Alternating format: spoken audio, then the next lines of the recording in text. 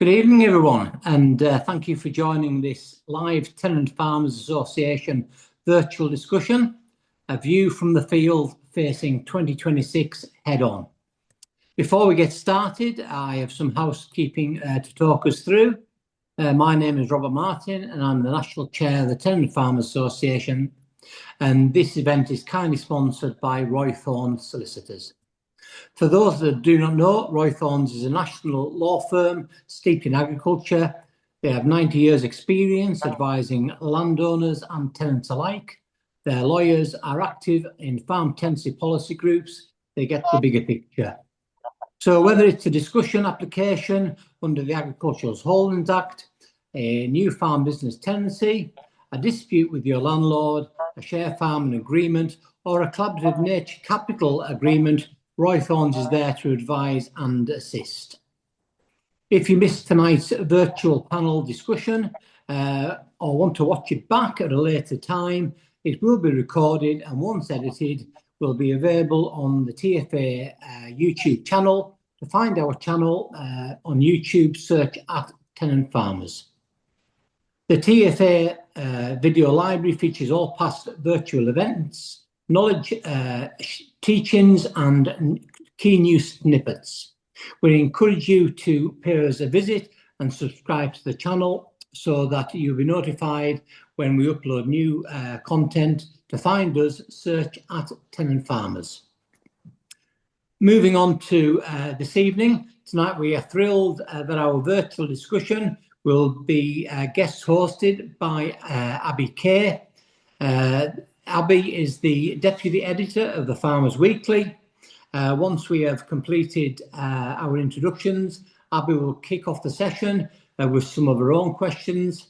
However, if time allows, you will be able to take part as the audience. If you can put your questions into the Q&A area at the bottom of the screen, that'll be fantastic. I will leave it with you, Abby, to steer us through the evening's main event. So Abby, it's over to you.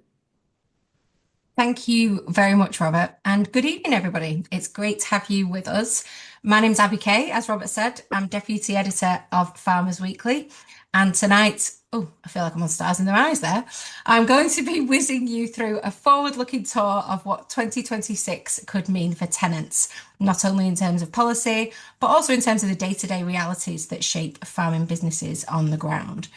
Now, we know many of you are already feeling the pressure of rapid change, and the aim of this session is to provide some clarity, some practical thinking, and some space to hear from people who are navigating these challenges firsthand. And I'm really pleased to be joined by three excellent panellists, Lynette Steele, Micheal Summers, and George Renner. More on them in a moment, but they each bring a different perspective from within the TFA, though they will be sharing their personal views this evening. And together we're going to explore what's coming next year, where the pinch points might be, and what actions can set tenant farmers up to move into 2026 with greater confidence. And we're hoping, as this is the TFA's last event before Christmas, that we can even bring some festive cheer to the proceedings. Now, I know that's a tough job right now, but we are going to do our best.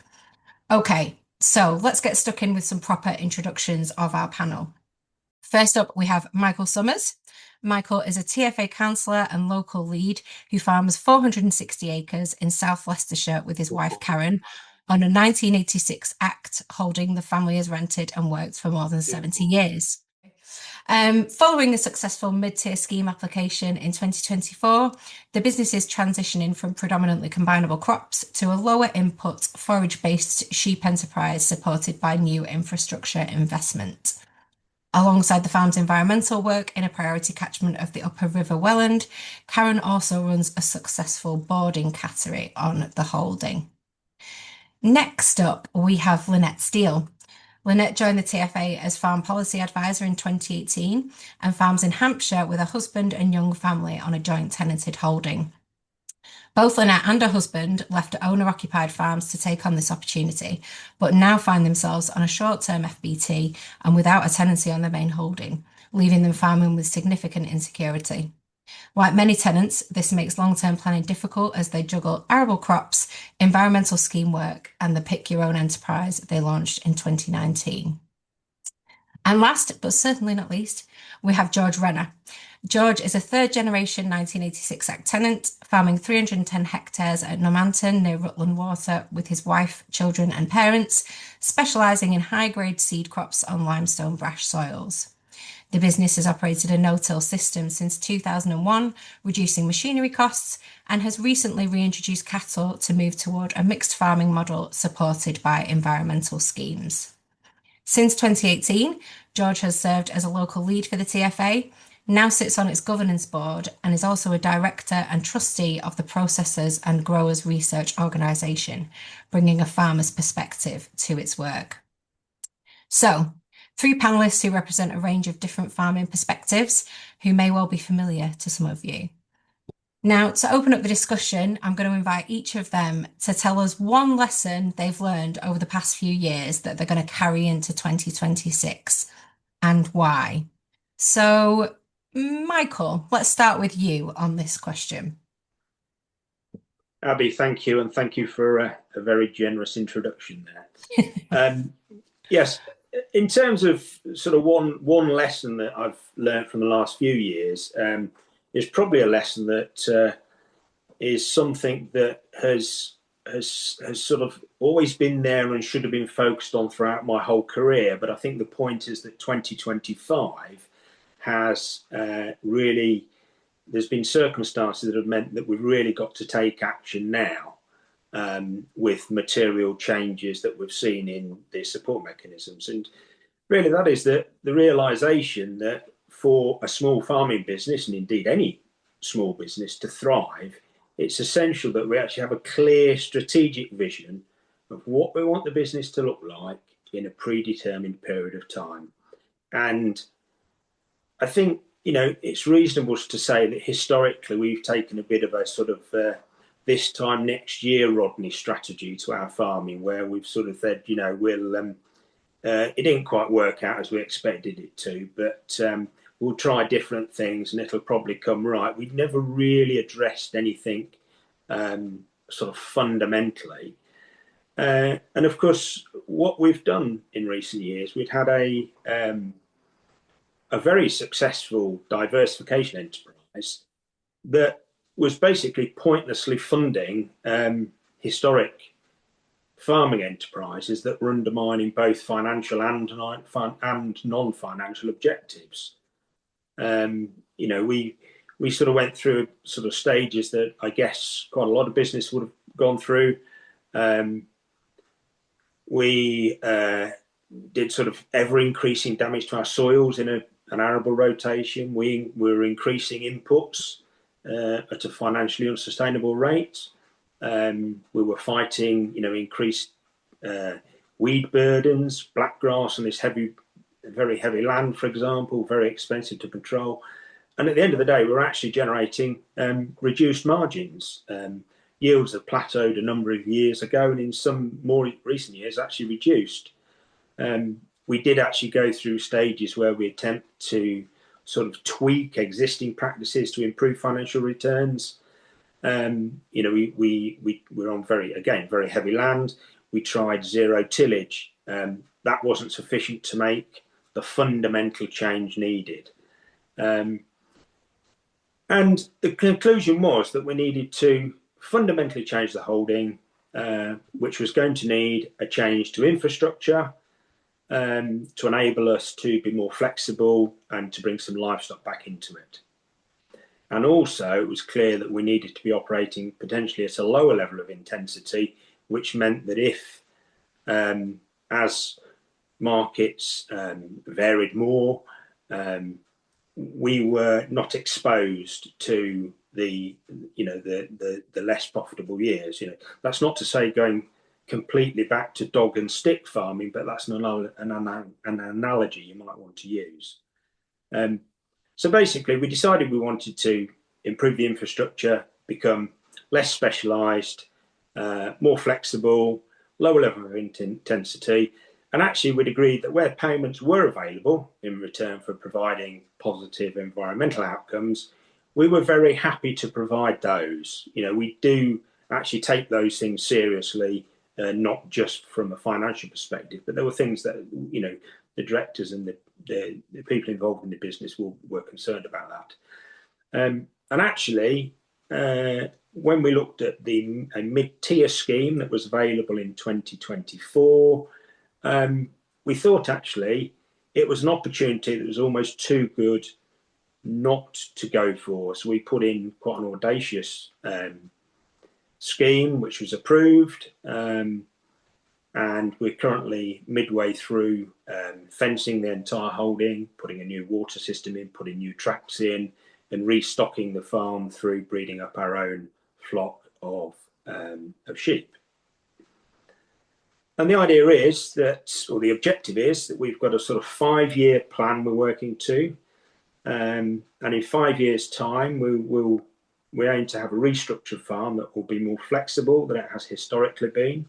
And we would anticipate that the gross margin that we're going to be generating from the restructured sheep flock should be sufficient to replace the support that the mid-tier scheme has given us to get us to this position. And I think, if there is something that I've learned about this whole process, which is probably where I sort of end this bit for me now, is to just make the point that for us, the mid-tier scheme has been really, really valuable in providing a transition from a heavily supported sector when we were reliant upon area aid to a more flexible sector that's where hopefully the enterprises can be generated from the market. And I think there needs to be a lot of thought about the transition, more thought about the transition over the next few years to enable other businesses to do the same as what we've done. Thank you, Michael. Super helpful answer there. Really getting a tight grip on business discipline, I think, is the overall theme, and I'm sure that's something a lot of people can relate to. Lynette, I'm going to come to you next on this question, please. Yeah, I suppose there's lots of themes that I could pull out from what Michael has actually said. Rethinking a business is really scary, and change is really uncomfortable, isn't it? Nobody really likes change. And stepping into those like non-conventional types of farming and income streams, it is, let's be honest, absolutely terrifying. But I think it is becoming increasingly important that we start to think outside the box and explore new ways of generating that income, whether that's through private markets or environmental schemes or direct sales. And, the way we view that for us and our own business here is we're, as you said, down in Hampshire, we're in a very wooded area.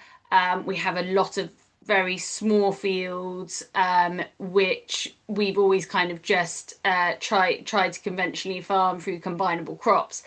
Actually, we hadn't stood back and looked at the attributes of the farm that actually headlands in wetfield corners makes more sense. Let's run a more extensive sheep flock. Let's make use of the population that live nearby and diversify our income stream.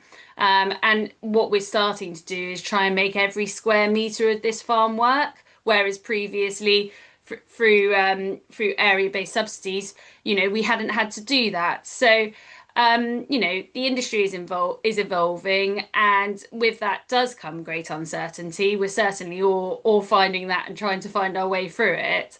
But for me, I think spreading the risk isn't just a good idea anymore. I think it is now absolutely essential to the survival of our business, certainly now in the short to medium term, I would say. Thank you, Lynette. And George? The lesson I've learned, I think, is that domestic UK policy, agricultural policy, is pretty fickle. You can sort of adapt your business to fit around ELMS and SFI, but then have the rug pulled out from under you at fairly short notice. So I think we've been on a similar journey, not quite the same as Michael's, but we're introducing cattle to try and spread the risk away from just pure arable. I'm learning the ropes after 25 years without cattle on the farm, which is enjoyable. It's I haven't lost the novelty of the cattle yet, so I'm really enjoying having them back on the farm. How long that lasts, we'll have to wait and see. Probably depends on how hard winter gets. But yeah, the lesson I take away is we've got to use government support where it's available, but only if it suits our business, and be adaptable. And you know, when the situation changes, we have to change with it. That's my lesson, I think. It's a sad lesson to learn, but I'm sure that one that a lot of people can relate to. So really interesting answers across the board there. Just before I open up to questions from our lovely audience, and please do use the Q&A function to ask them, I want to give you as much time as possible to get your questions answered.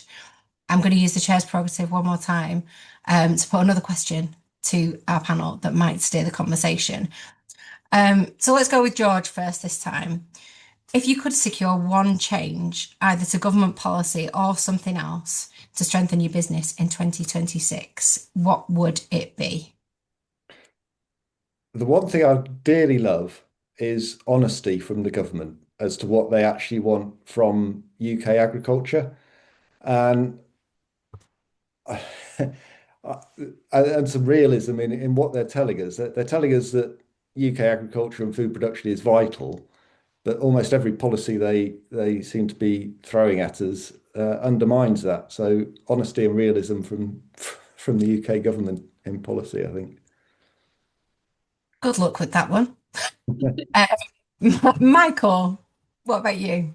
Well, I think it's a bit of a practical thing, really. At the moment, we are, as the industry changes and sort of transitions, we are having to interact with the Rural Payments Agency, and this is a practical ask, really, is actually to improve the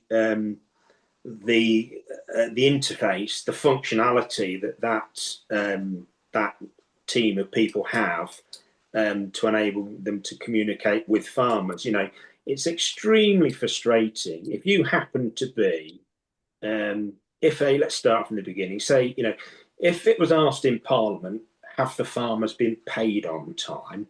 A minister would stand up and say, 98% of farmers were paid by a certain date.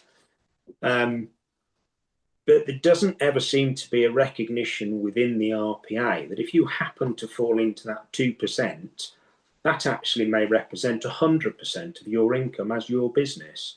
And as what they call a customer of the RPA, not being able to actually interact with anybody who can make a decision is so incredibly frustrating.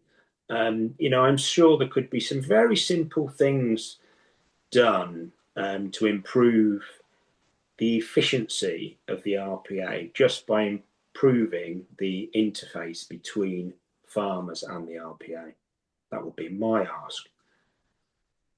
So you're not in the camp of thinking that the RPA isn't fit for purpose. You think they could make some minor adjustments and it would be much better? I'm at the camp that would always say that to say anything's not fit for purpose is sort of too defeatist. A team of people can always be led to work efficiently and effectively if they are given the right leadership. It can't be beyond the wit of man to sort this problem out. There are other government departments that are incredibly efficient.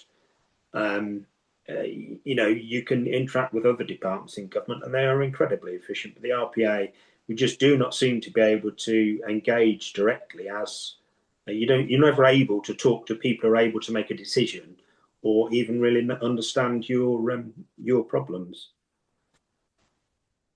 Thank you. Now, just before I go to Lynette, don't be shy. We're all here ready to answer your questions. Please do submit them, as I say, in the question and answer box. Lynette, what change would you like to see? Well, I suppose it depends which hat I'm wearing when I answer that question. If I was wearing a policy advisor's hat, I'd say George and Michael make very good points, and if if both of those could be delivered, that would be fantastic and make my life a lot easier when I'm at work. But answering it as a farmer, as a tenant farmer, I would say, you know, our major challenge is that we have no security, we have no long-term security. We farm with 4 different FBTs, and on our main FBT at the moment, we actually don't have that written down at the moment. So, you know, it does affect every business decision that we make, whether we can repair farm tracks to invest in new farm machinery, or even, you know, and I'm sure everybody this evening would agree with this, you know, whether we've chosen the right lifestyle for our young family. Not having that security undermines, like I say, everything, and there needs to be, and really should be, those tax incentives to encourage landlords to offer long-term tenancies, because then tenants can contribute to this economic growth that the government keep going on about. And really, for me, it's a win-win. It's a win for the Treasury to offer those incentives to the landlords. It's a win for DEFRA to be able to support those changes, so that tenants contribute to those environmental goals, and food security. And it's a win for me and us, really, and my family. I really struggle to see a downside here. And it's so frustrating that, you know, George and the TFA, you know, work so hard to put this point across to government, and, you know, the recommendations of the ROC review, and also, you know, what we hopefully we'll see in the Batters Farm Profitability Review as well, are just not being heard. You know, as George says, we hear warm words from government, but they seem very slow in taking them forward. So yeah, that's my frustration. I'll get off my soapbox now. No, please do stay on it. Tell us why is there that reticence in government to take these recommendations forward? Can you give us any insight into that? I wish I could, Abby, to tell you the truth. I think, to be fair, DEFRA are learning more about tenancies, and they definitely they definitely do have more knowledge on the complexities of tenancies now than they probably had 10 years ago. But it's trying to get you know, over the final line, as it always is with these things. Trying to get those changes made is so slow, while, you know, we're all still expected to run. Oh no, we still all run our business, and it's frustrating when you hear on the news, well, you know, this government is for growth, and I'm sat there going, I'm trying, but please give me an opportunity to contribute, because at the moment I just can't, you know. So it's you know, the left hand doesn't know what the right hand's doing, does it? Sad state of affairs. Okay, we have a question from Kenneth Lumley. He says, livestock are currently okay, but what happens when big business floods the market with intensively produced food? Michael, would you like to have a bash at answering that first? Yeah, I think that's an interesting one, and it's a question that you won't be surprised I've been asked by a lot of my friends when I sort of moving this relatively small arable predominantly combinable crops business into a livestock business. You know, when the good times come to an end. But what we're doing is trying to future-proof the business, in the fact that by being, you know, we're focused on being a small livestock producer producing from forage, which is something that big business might struggle to do, that to actually continue to try and differentiate ourselves. You know, if you want lamb that's produced locally in Leicestershire from grass, not fed any concentrates, it might be less easy to do that on big business. But the other point to make is that if you took the view that I'm not going to pursue any opportunity because big business might see the opportunities and take it from me, then I don't think there's very many things you would actually pursue. My youngest son, who's 21 years old, has just taken a full-time job as effectively an assistant manager on a farm in Western Australia. And the efficiencies they have there producing cereals are unbelievable. And he's left arable farms in the UK and just can never see they will come back to the UK because he can't see that those differences will be created. We'll ever come back to that. And so it's a very good question, is what happens if big business sees the opportunities to take over the niche that you've created. But I think the important thing is that identify, have you got a niche, and is it a niche you can hang on to? At this moment, I think potentially we have. George, any thoughts from you on this question? Yeah, one of the reasons I went for cattle over sheep was, the herd, UK herd is declining. I think I read the other day it's 12% down since the start of the millennium, and that's going to take some turning round. So I think there's a period where cattle, so long as demand stays strong, the prices should stay strong. But as Michael says, you can't live your life thinking, I'm never going to compete against a big business. The job of the small business is to be nimble and offer consumers exactly what they want, and chase them down and provide that. So that's where I'm heading, or trying to. Lynette, any thoughts from you on this? Yeah, I mean, I suppose it echoes what both Michael and George have said. Is, I can't necessarily stop intensively produced larger businesses flooding the market, but certainly, try and spread that risk, making my business more resilient. As I said earlier, by making every square metre of that farm work, then hopefully in the bad years, I've got other income streams coming in, which can support that part of my income through those bad years. And that should, the theory is that it should all kind of work out, hopefully. But that there's definitely intensively produced livestock, in the UK is I think hopefully, not so close on the horizon that it's going to threaten, the network of small family farms that we have. Please do keep your questions coming in using the Q&A function. I just want to pick up on a point that Michael and George both made there, and it's about mindset. This idea that if you think about the opportunities that are taken from you by a big business, you won't actually do anything. How do we move farmers from a kind of defensive mindset to a more optimistic, opportunity-driven mindset? Does anybody have any thoughts on that? Michael, seeing as you prompted the question, maybe you might like to give some thoughts.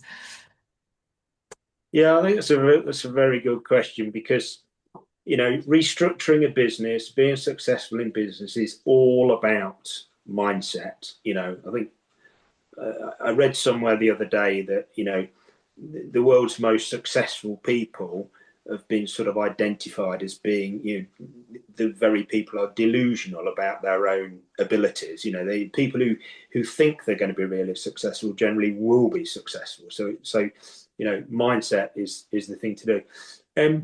I think I started off tonight by saying that any business really needs a clear strategic vision. That's management speak, isn't it? But what does that actually mean? It actually means I've got an idea of where I want my business to be within a given period of time. So in 5 years' time, I want it to look like this. How am I actually going to get there? And then once you've got that vision in the future of where you're going, you then put together the mechanisms that enable you to get there. That's the strategy. and simplify it. And I think one of the mistakes that I have seen with farmers over the years is they will start doing something quite successful, and they assume that to be more successful, they simply have to do more of it, and they have to push that. If they start diversifying, say they start marketing something on the farm, to be really successful, I think, right, I've got to get this into the multiple retailers because I can get it out to lots more people. But in many respects, retaining very small local market could be something that ensures you are really successful. And very often, once you expose yourself to the multiple retailers and all of the pressure that you're inevitably going to experience when you get involved in that, that's when things sort of start to get eroded. Your costs of doing these things, the costs for a small business to deliver things to a local market are that much easier and smaller, and you can be that much more flexible. So yeah, it's be realistic about what you can do. George, how do you maintain a positive mindset in light of the fact that government policy is chopping and changing? And you alluded to this in a couple of your answers already. Do you have any tips for people on how you can maintain some positivity in spite of everything that's going on?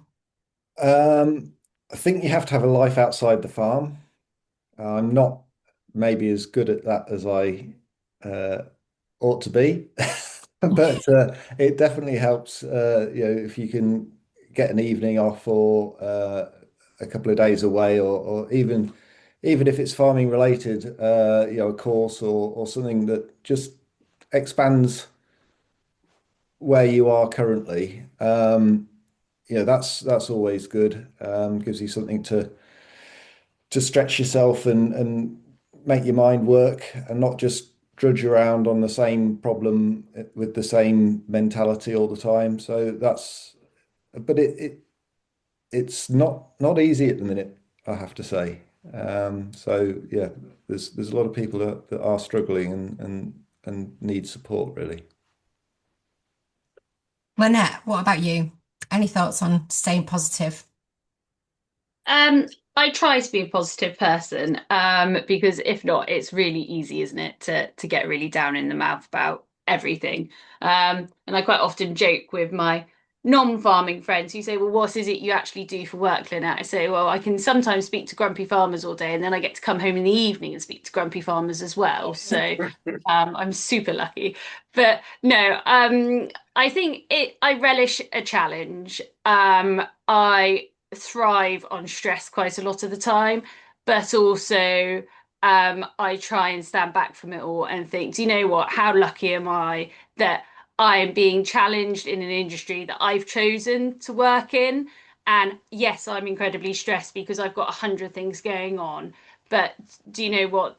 I would do this every day of the week than I would rather go in, work in the city and sit on a commuter train when it all gets too much. I can take the dogs out across the fields and I can just breathe. And I just try and think, how lucky am I that this is what my challenge is, this is what's getting me down.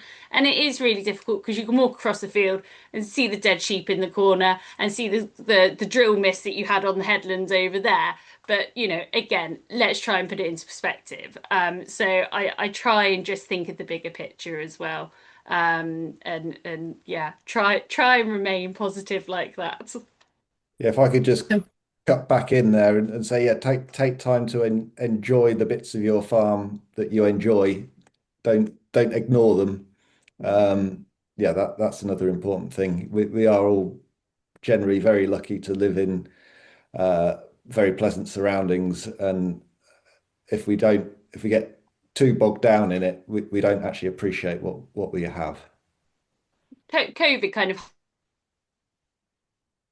highlighted that, didn't it, onto that, those core memories from COVID when, there were people who were having to lock down in basement flats.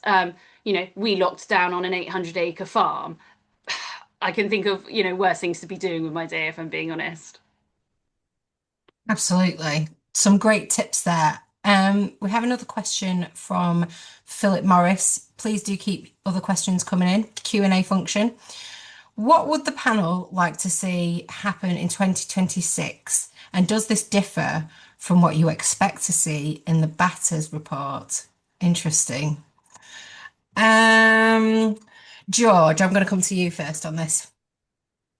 I'm going to go back to my earlier answer and say I want honesty and realism from the government, because currently we certainly don't have any realism, and we don't really seem to have any honesty either. So yeah, whether the Batters report will offer us, hopefully it'll be more honest, and yeah, but whether it'll change their opinion, I don't know. We'll have to wait and see. What are you, is there anything in particular you're expecting to see in the Batters report and that you'll be disappointed if it's not there? I've tried to just I want to read it first. We all do. Yeah. What do I expect to see? I haven't really had an opportunity. I've been a bit too busy, really. I haven't really had an opportunity to sit down and write her report for her. Well, Micheal, Lynette, any thoughts from you? What would you like to see in there? What you're expecting in there? What I would like to see in that report, well, first of all, I would like to see that report be the start of a process that gets us back to a position where, and actually let me sort of start, just backpedal a little bit. We've moved from a position where the sector was supported to, basically was paid by the government to underpin food production for the country. It's as simple as that. We were subsidised to ensure that we had a robust food supply system of indigenous food. And in a period of about 40 years, it is, I think, since McSharry first started, when area-based payments first came about, we've moved to a position now, the pendulum has swung to a position where now we are pretty much 100% subsidy is paid for environmental features, which we are paid for on a sort of, an itemised basis. And I'm not sure that we have had the level of debate as that pendulum swung that maybe we should have been having. We've been very focused over the last 12 months on this issue. For example, on inheritance tax has got, a lot of farmers, rightly so, very heated and protesting about this sort of thing. But we've probably not had the engagement on how important food production is. So having said that, I would like to see the Batters report restart that debate. And for 2026, I would like to see us engaging at an early stage when that is first published and highlighting the fact that this industry is more than just delivering environmental goods. That's not to say that that's not an important thing we should be doing, but it's more than that. And there's, is there scope for us actually just to wind some of that back a little bit? Lynette, any thoughts from you on the Batters report? Yeah, I mean, we were incredibly lucky to have Minette on last month's webinar to talk about a report that we haven't yet read. But she ran through kind of what the report will include. And I think it's going to be quite far reaching. I think there's going to be lots of obviously lots of recommendations in there, as we know, but I think hopefully there'll be some of those low-hanging fruits, if you like, that hopefully can be picked up and taken forward at pace. And I'd like to think that DEFRA are going to do that, in 2026. I would agree with Micheal, though, that now is not the time to slacken the pace, if you like. We're near the end of that agricultural transition, and with that report, with the farming roadmap that's going to come out, that's going to tell us how we're going to achieve economic growth in the sector, that we do grab that and go with it and crack on, because I'm so frustrated that we've had 7 years now of just constant consultations and constant reviews and re-reviews and new ministers. I just am of the opinion now, I just want to just go flat out, crack on farming, contribute towards economic growth, and make my business as resilient as it can be. So that's what I'm hoping the report will be able to back up. We have had a really interesting question from Robbie Dean on the profitability theme. One that I have heard asked before and that is quite important, I think. Farmers are constantly urged to diversify to protect their profitability, as some panelists have. But what limited skills I do have are in farming, not direct marketing, for example. And I have no desire or time to do anything other than farm practically, though I am very happy to be flexible with farming enterprise. Does anyone else see this as a problem? Lynette, you're in the hot seat first, I'm afraid. Yeah, so actually, Robbie, we set up a pick your own patch in 2019, purely just to try and test the water. It's something we talked about for a while. We've now just done our 6th year, and we had over 25,000 people come to the pumpkin field. I do say, and my husband says, we're not an events company. We are farmers, and what we are doing is, for those few weeks of the year, invite the public onto our farm to buy our produce directly. We do offer tea and coffee, and we do have some photo opportunities. We have a vintage tractor, and we have some hay bales for the kids to jump on. But essentially, all that we've done there is we've created what I grew up with on a farm, jumping on hay bales and running around a field. And yeah, I'm not really, I haven't got slides on the far, I haven't got anything OTT on there. So although it does feel like a challenge, and you don't want to become an events company and you don't want to run a family fun farm, I do think there is a market there. People do want to come out to the countryside and for their kids to enjoy the fresh air and run around. We do a sunflower event as well, and this year we did sundowners in the sunflowers. Got a license that cost me £25 from the local council, and hosted an evening watching the sun go down over a field of sunflowers. Like, for me and you, we could do that any day in the summer, but for the local population, they can't do that, and they're very happy to come and pay a fee to be able to enjoy that. So I would say, just dip a toe and see what reaction you get. We're really fortunate now with social media that you don't have to pay a huge amount for marketing either. And these events do kind of, once they get a momentum, do pick up, and someone says, oh, I fancy going to this, do you want to come with me? And they tag you in it, and off we go. So it's phenomenal how these things can grow if you're just happy to try. What's it, the phrase they say, build it and they will come. Michael, any thoughts from you on this question? Well, I might reiterate everything Lynette said there, but I mean, yes is the answer. All farmers lack or they certainly think they lack the skills associated with diversification, but there's very few of them out there can't learn the skills, or moreover, employ third parties to provide those skills for them. If they want a tractor engine rebuilding, they'd probably bring a specialist in to do it. So there's no different to doing some marketing or something like that. All these things can be brought in.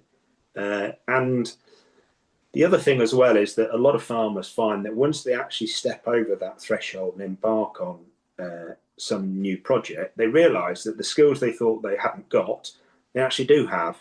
and they can be very, very successful. So that shouldn't be a barrier. I suspect, I don't want to put words in Robbie's mouth, so maybe I'll ask this as my own question, but maybe the deeper theme underneath that question is, are we expecting that in the future all farmers will have to diversify to make a profit? And why can they not just make a profit off selling food? Micheal, you've got your hand up already. Yeah, I mean, that again comes back to this very clear strategic vision. We made a very conscious decision on our farm that diversification was important and it would contribute on our farm, which is small, material to our overall income. But what it wasn't going to do was subsidise loss-making enterprises. So, a successful diversification doesn't justify having a loss-making enterprise. Go and diversify and be successful. If you've got a loss-making enterprise, address that another way. There are resources that farmers have got can be used very well for diversification. But I think the answer to that question more precise is that no, it is wrong to expect farmers to subsidise food production with diversification. It shouldn't be necessary. And that sort of links in with what I was saying previously about the Batters Review should be used as a base which should move from to actually move the focus back to how important food production is and making sure that farmers are in a position to produce food with, in a robust way. George, any thoughts from you on this question?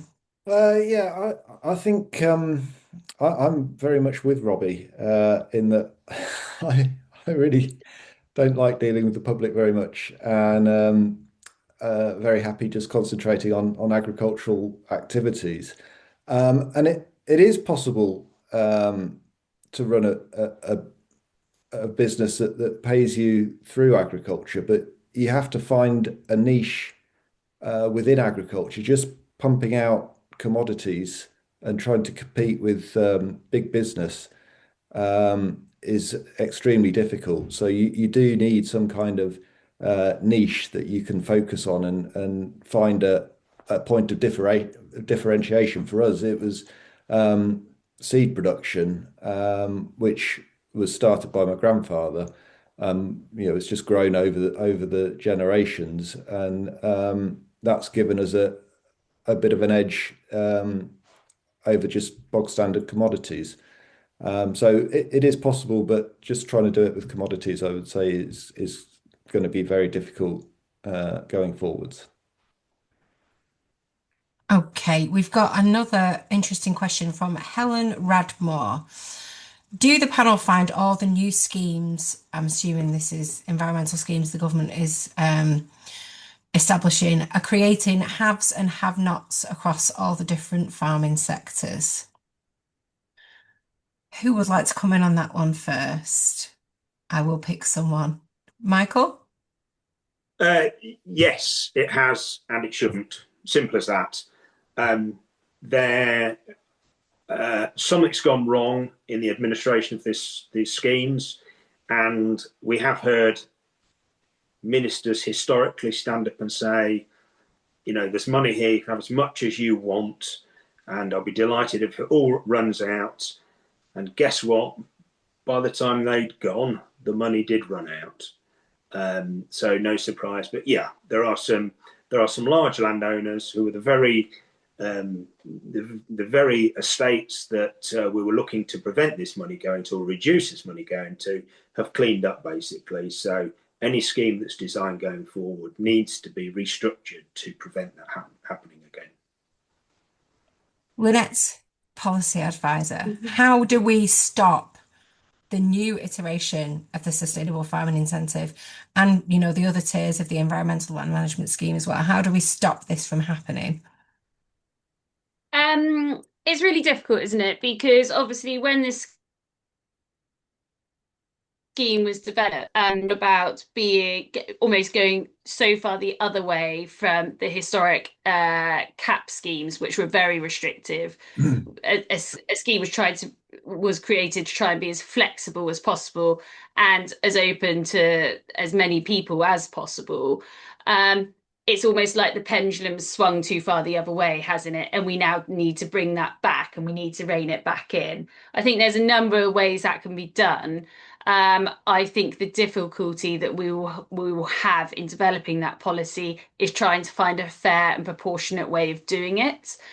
Because as Micheal has alluded to, and Helen has in her question, there are those large estates, or not just large estates, but farming enterprises who have dedicated people supporting them to make sure that they're taking the most out of these schemes. Unlike somebody who's farming by themselves, and that's always tomorrow's job. And so it's trying to find that fair and proportionate way.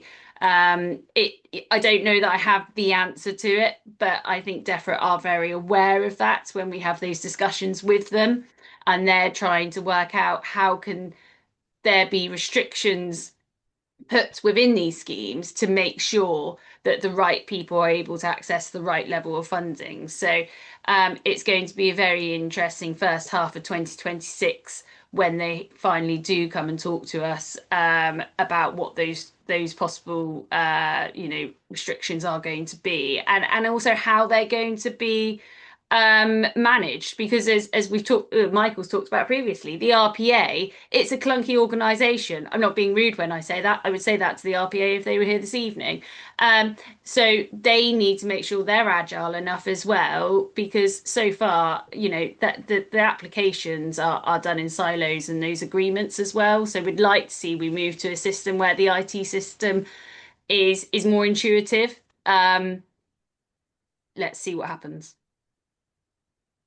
George, any thoughts from you on this question? Well, yeah, I mean, clearly there are haves and have-nots, both in different sectors and in the sectors themselves. If you happen to get your application in before the guillotine fell, you're a have, and if you didn't, then you're a have-not, and it's tricky. There's no hiding away from that.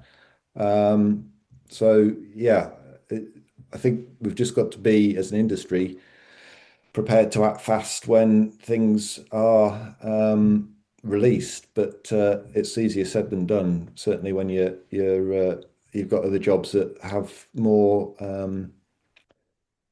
time pressures on and can't be put off for another day. So yeah, it certainly has produced has and has not. And sorry, Abby, if I can just come back on that as well. I think, we're all busy all of the time, aren't we? But it's trying to make sure that you are prepared and planned for when those schemes may open again. I know that we don't know all the details of it, but let's say, for example, you miss out on capital grant application this year because of the sudden deadline.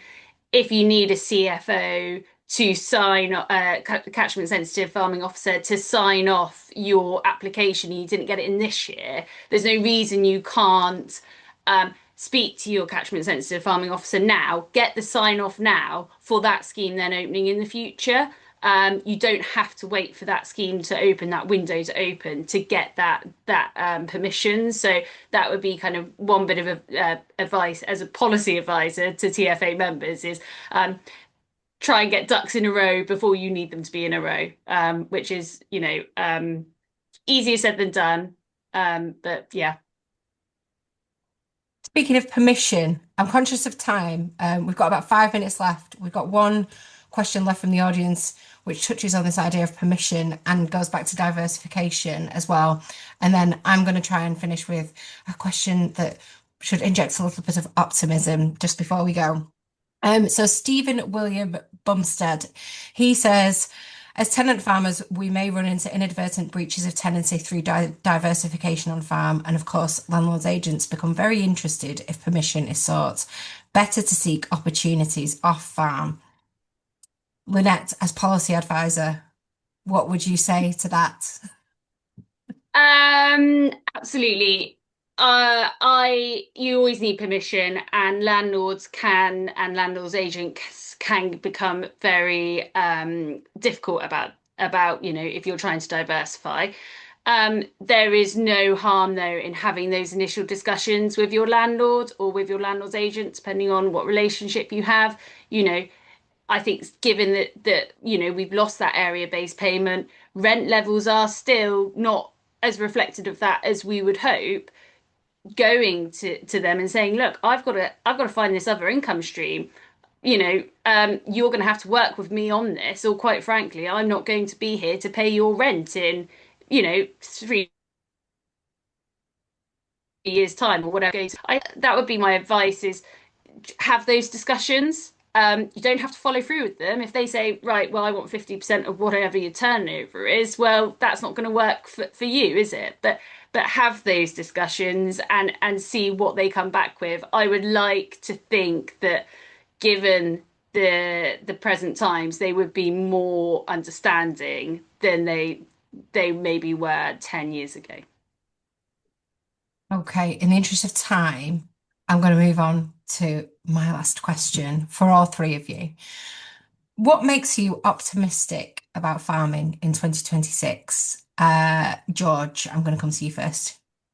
Well, the crops have established remarkably well this time, which is a much more pleasing sight as you walk around the farm than the last couple of years. The preems have done a great job, so I'm hoping for some slightly easier agronomic decisions as I do my field walking. And I'm really enjoying the cattle, as I said earlier, and I'm looking forward to expanding that and trying some different things with them. So that's what's keeping me cheerful as we enter 2026. Micheal, what about you?